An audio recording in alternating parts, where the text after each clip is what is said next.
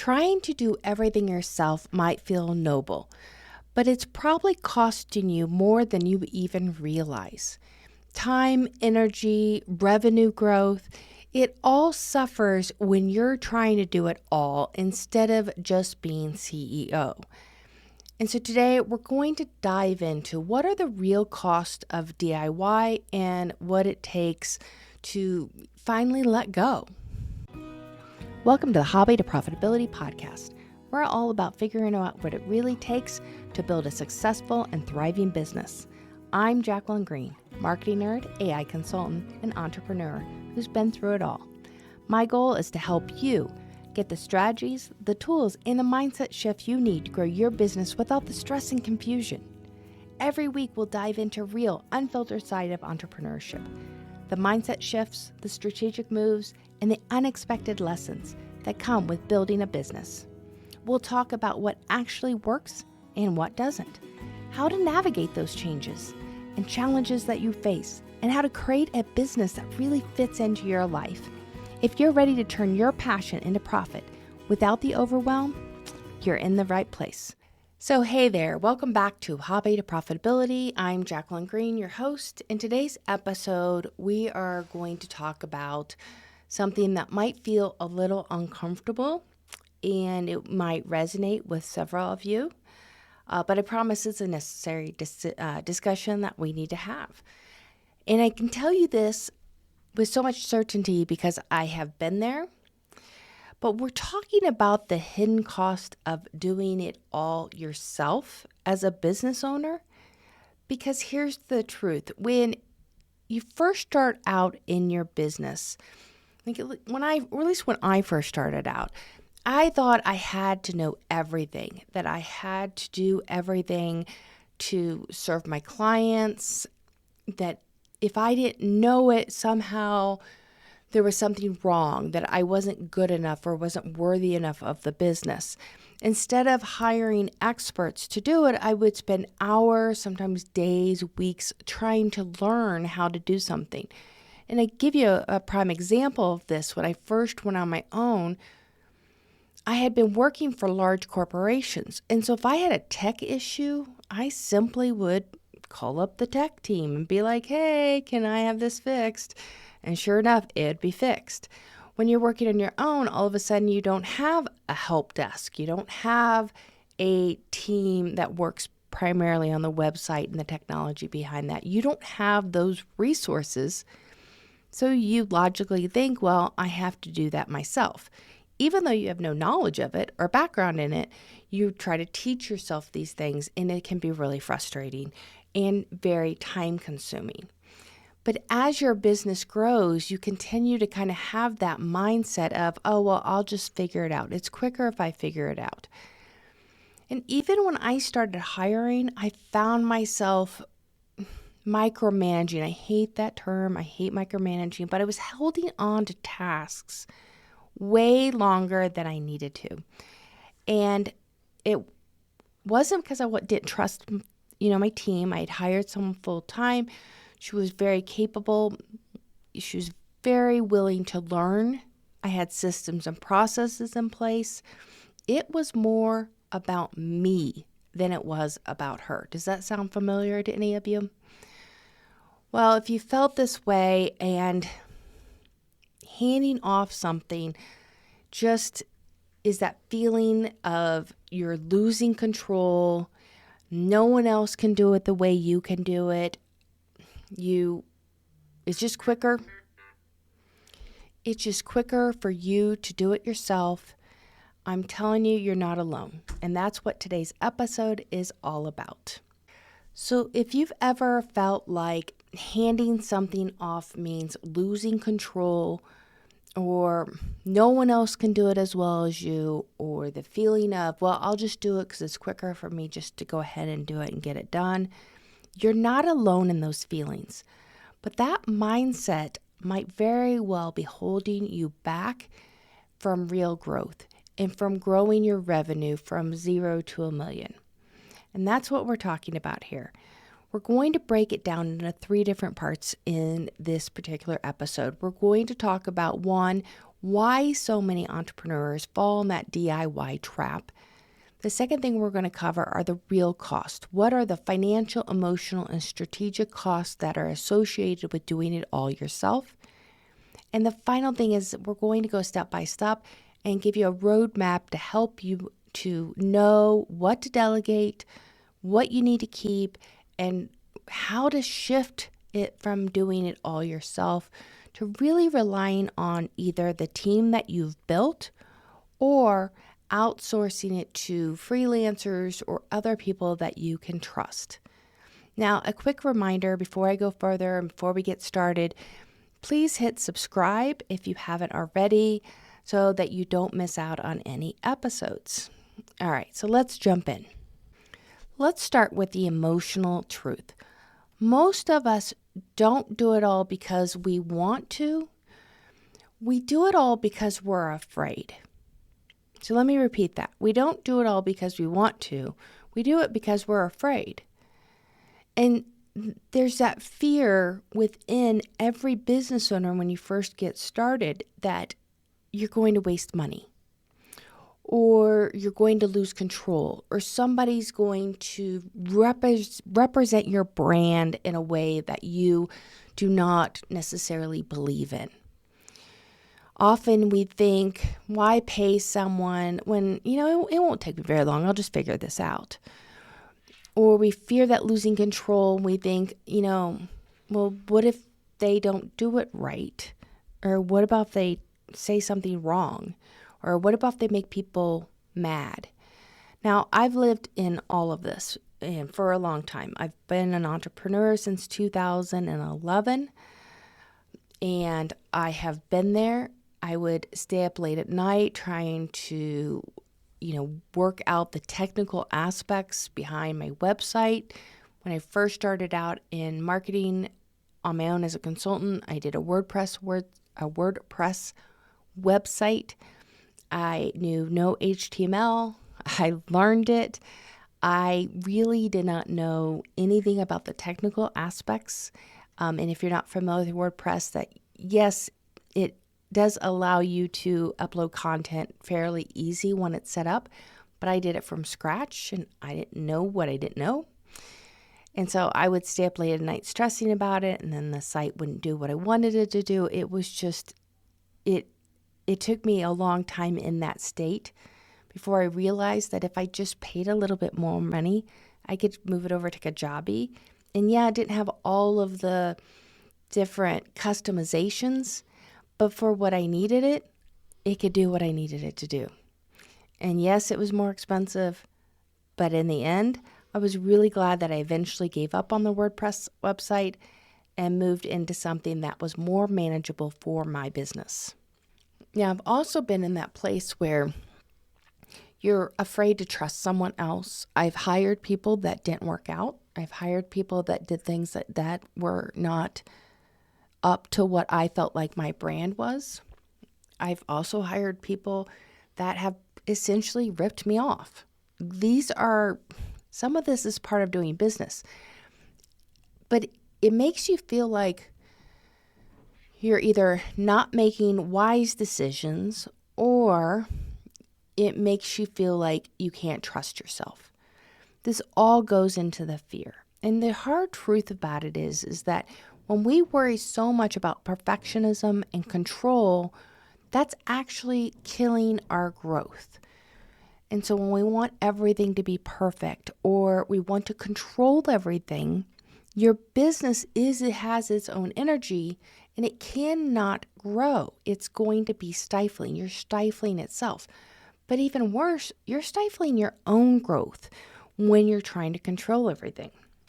And so often we tell ourselves that we're being responsible. This stuff has to get done. We're going to take care of it. We're going to work those extra hours and do everything that is required to get our job, our business rolling and get it moved in the right direction. But what happens is you end up burning out. And you waste more time than hiring experts who can do it a lot quicker and a lot faster. And when you start breaking down, one, the emotions behind it, but two, what your time is actually worth to learn something new and apply that and figure that out and stress and worry about it, it really starts to add up and you realize, okay, that's a huge cost that I shouldn't be doing that. I shouldn't be worrying about updating and maintaining my website when there are experts out there that will actually charge me pretty minimal, a few $100s a month just to manage my website and update it for me. That might be worth it. And so you really have to look at where is your time spent that is most valuable for the growth of your business. Now, let me give you another example. When I hired my first full-time employee, it was really weird. I'd only hired at that point for my business. I mean, I'd hired back in corporate and all that, but for my business, I'd only hired consultants. And so there was always that when you hire a consultant, they're not really part of your company, but when you hire a full-time employee, it changes the dynamic a little bit, and you're responsible now for this person. They're focused on you. But even though I had those systems in place, it took me a little bit to trust her, and it felt really weird with me handing stuff off. There's still days that I'll hand stuff off, and I'm like, I don't actually have to be doing this. This is something that my marketing manager could do very easily instead of me worrying about it. And it has become this very freeing feeling of going, hold on, is my time valuable setting up this form on our website? Or can I ask someone else on the team to do it? And so we look at that, and that's where leadership really comes into place. One, you always want to make sure you're training your employees on and giving them the resources. But there is a level of knowing and trusting your employees and making sure that if you've hired well and you trust them, that you can give them projects and it will be done within the systems and processes that you set up. Leadership is about guiding. It's not about micromanaging. And if you're holding on too tight, it doesn't mean that you're a bad leader. It just means that you're human. And this is your business. And you feel like a lot of times when we start a business, it just feels like it's a part of you. And to let go of that is a hard thing to really recognize. But when we finally do recognize it and we start moving forward with it, then your business can really grow beyond just you. Let's be real. Random marketing tactics aren't going to grow your business. It's like throwing spaghetti at a wall, hoping the spaghetti will stick. If you're tired of spinning your wheels, or in this case, throwing spaghetti, then it's time to take a smarter approach. The Marketing Momentum Workshop is built for small business owners just like you, who need real results, not just more marketing noise. In one 4-hour session, we will work with you to pinpoint the best strategies and create a roadmap for your business that's going to help it grow. Take the first step. Book your free marketing health check now at behindthedesignco.com, and let's get your business moving in the right direction. So we talked about the emotional side, but let's talk about what the real cost of doing it all for you.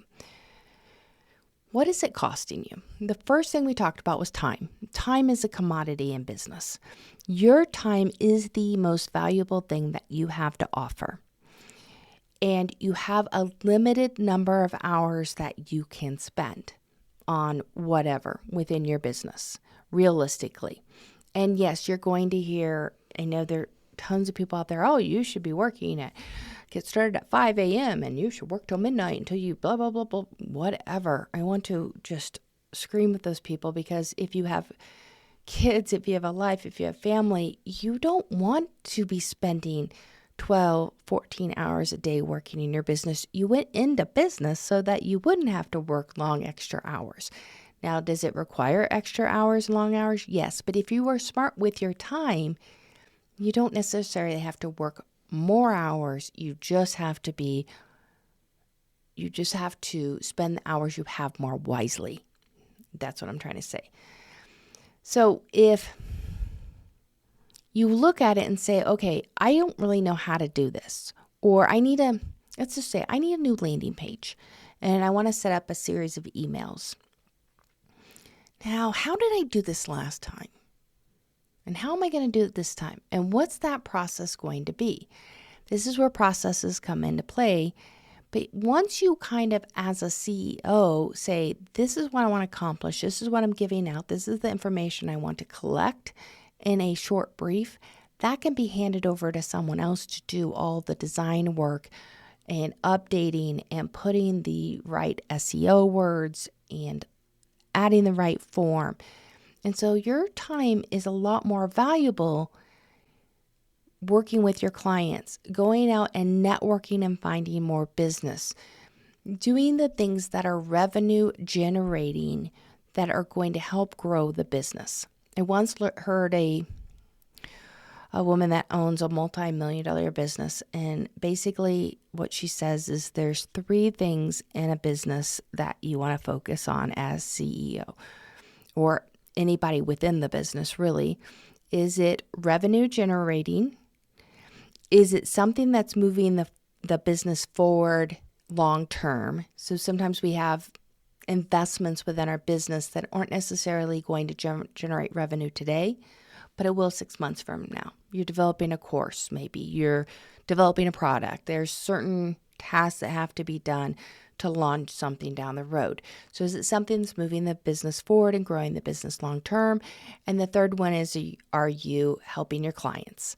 So those are the 3 areas that your time should be spent as a business. And if they don't fit, if whatever task you're doing doesn't fit into those 3 buckets, it's probably not worth your time.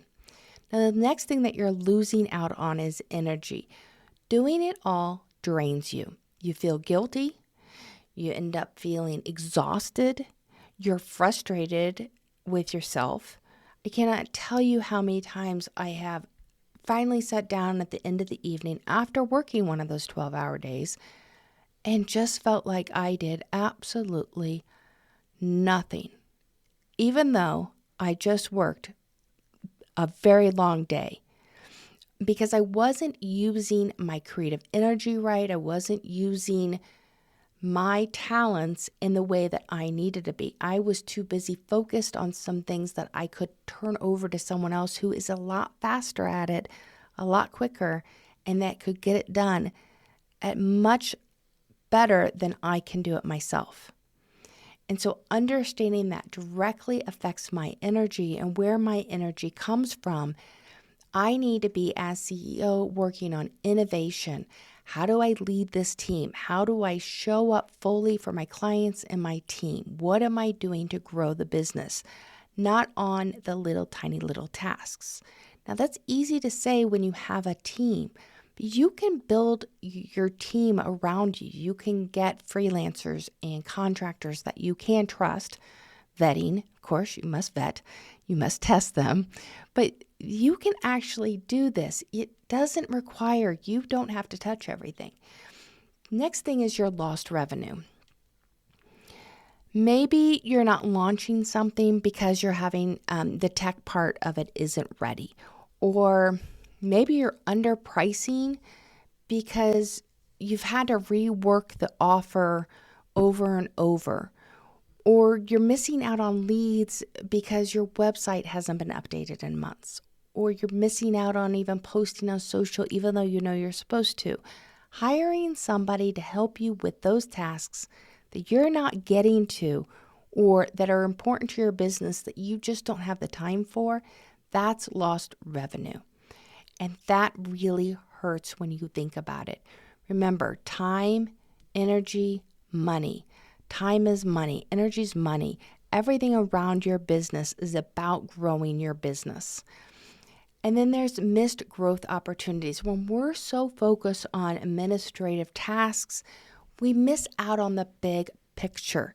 And it's so important that, and I've talked about this in a previous episode, that we look at what are the priorities of the business week by week, day by day, every month. What are we working on? How does that impact our revenue growth?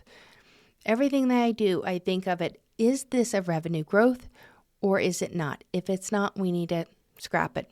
It's just not important right now. We're too small of a lean team to worry about things that really don't matter for our clients and for our team itself. And so we're very mindful of that. So DIYing might feel like you're being scrappy and smart in that business, especially in the beginning, but over time it becomes really expensive and it plays a big role on your company not growing the way it's supposed to grow, not just in dollars, but in all the other ways as well. So you might be sitting there thinking, yeah, okay, this is me. And even as I'm recording this, I'm sitting there in my head going, there are a couple things I need to go ahead and hand off. I'm not bringing enough value in some cases where somebody else can bring more value than I can. And so holding on too tight is also another part of this, where sometimes when we rely on other people, they have a different perspective and they can bring a totally different energy to it and a different creative mind that's actually better than what I have to offer. And as much as I think, okay, I'm pretty smart, there's actually a lot of people that are a lot smarter than me in these other areas and stronger in other areas. I need to rely on them. So let's talk about the solution. You know you have a problem. You know that this is tying up your business. So let's talk about what's that roadmap to get you out of the DIY trap and into that role of CEO. Now we're going over, this is brief, of course, because it's a podcast, so there's a lot more to it, but I wanted to give you and leave you with some steps. The first thing that I recommend you do is do an inventory of everything you do. Make a simple, I don't care if it's just a piece of paper on your desk, whether it's a Google Doc, whether it's just something you've printed out, write down and be honest about everything you're doing every day for a couple weeks, 2 weeks minimum. Write down how long it's taking you. Now, look at all of those tasks. Identify what's a reoccurring task. Look at what are tasks that do not need your assistance. Maybe they're administrative. Maybe they're not needed at all. Maybe they're complete utter waste of time. Ask yourself, is this something only I can do? Or is this something else that either I can build a system around to take care of, or I can train someone to do? And now when I say build a system around it, what are those recurring tasks that maybe AI can take over? Or maybe it's time for you to hire a virtual assistant to help you out, 5 to 10 hours a week, just to get some of those smaller things off of your plate that are more administrative, that don't take your brain or you actually physically doing them. So the first is identifying those different things that maybe somebody else can actually do. Next, you want to identify the bottlenecks. So where are there bottlenecks? What are you procrastinating on? What is not getting done that's been hanging over you and that you keep thinking, I need to get that done. Oh, I forgot to do that. Oh yeah, I got to get that done. Procrastination is usually a sign, and we usually procrastinate either because it's so big we don't know where to start, or we have some sort of fear around that. But what are we procrastinating on? And really look at, okay, why? I just don't know how to do this, or I don't know the technology behind it, or is it I just really don't want to do it? Look at those things. What are you procrastinating? So what are the things that are also stressing you out the most? I can tell you bookkeeping stresses me out. So hire a good bookkeeper. Seriously, it helps so much when you have a good bookkeeper. What are the things that are keeping you up at night that you can let go of? Also, look at the things that you really love doing. What are the things that bring you energy? If you go to networking events and you are energized by that, then you should be spending more time networking and connecting with prospects and potential clients than necessarily doing the administrative side of the business. And so being really smart about what is it that you're really good at and what are the things that you're not. On the opposite, you might be really good at the back end stuff and not necessarily the front facing things. Now, I was more of the back end. I like staying in the back end, but I've actually forced myself to be in the front. I do a ton of networking. I go to a ton of things, and I am doing this podcast. I do videos. All of that I have had to kind of force myself to do, and now I'm sort of used to it. But if I'm really honest with myself, a lot of these things do drain my energy, but it is good for my business, so therefore I'm the face of my business. All right, and then look at the things that you should be delegating that really, if you're honest with yourself, that you don't need to be doing. Okay, so we have our list, right? We have this list of things that we know what we're wasting our time on. We have a list of all the things that we've identified that were the bottleneck on it or were creating a problem related to that. Now, I want you to start small. You don't have to outsource everything today. Start by delegating one task and then another and then another. If you do not have a staff at all, try hiring a virtual assistant or someone to take off a few things off your plate. If you're struggling with marketing, find a marketing company. That's basically what my company does. We help people with building the strategy and then doing, because so many of our clients go, I know I'm supposed to be doing this, but I don't know, and I don't make time for it, and blah, blah, blah, blah. There's always an excuse. Find someone out there, but start small. You don't have to pay a ton of money for a big marketing agency. Maybe it's a few hours a month that you just need help with, but find those things and you start delegating and build that muscle up that you're comfortable with delegating. As you delegate and people do things and surprisingly well for you, I promise it gets a little easier. You're like, oh, wow, that was so easy. She got this done in like half the time I would have got it done, and it's done right. That's awesome. All right. You want to make sure you are creating systems for things that you're delegating. Simple things might not need a full system, but just the simple act of a VA going through your email and helping build a system on identifying what actually needs to come to me, what can be deleted, what needs follow-up that I don't necessarily, maybe the VA needs to follow up.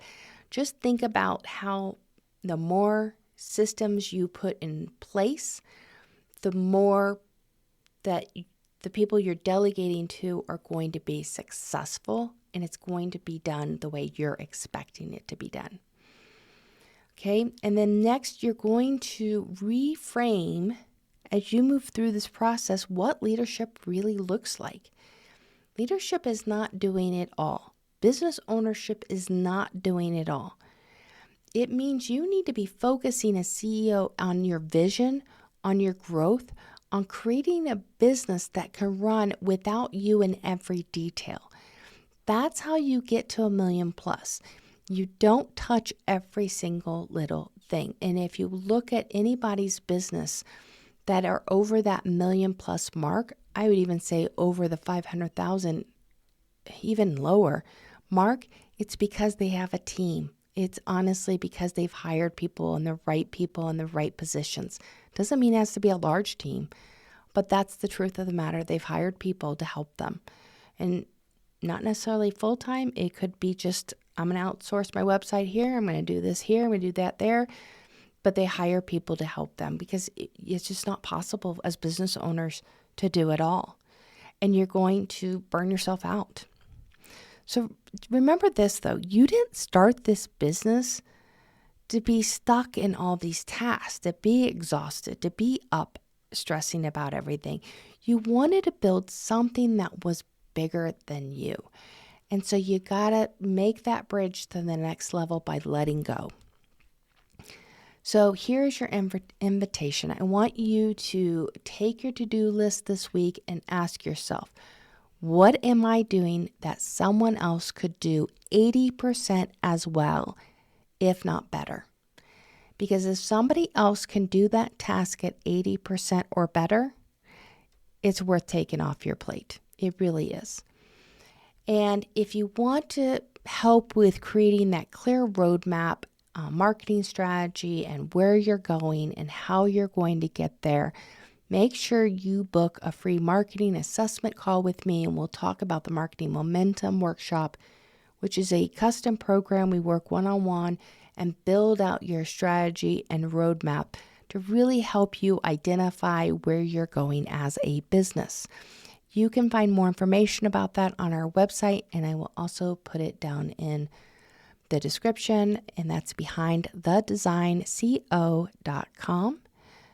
And don't forget to subscribe. I don't want you to miss an episode. Next week, our next episode, we're going to be talking about the simple business plan, what you actually need to succeed. And we're going to break down how to build a powerful, actionable plan. It does not need to be 50 pages. I promise you, a couple pages will do, but it helps you stay focused on growing that business and not getting off into, some other areas and getting distracted. Staying focused on the strategies, really working through strategies is really important for your business. So we're going to talk about that. I want to thank you for being here, and I'll see you next time on the Hobby to Profitability podcast. Thank you for listening to the Hobby to Profitability podcast with Jacqueline Green. If you enjoyed this episode, be sure to subscribe, leave a review, or share it with a friend. You can learn more about Behind the Design at our website at behindthedesignco.com, and be sure to connect with me on LinkedIn or subscribe to the Behind the Design channel on YouTube for more great business growth strategies. Now, I'll see you next time.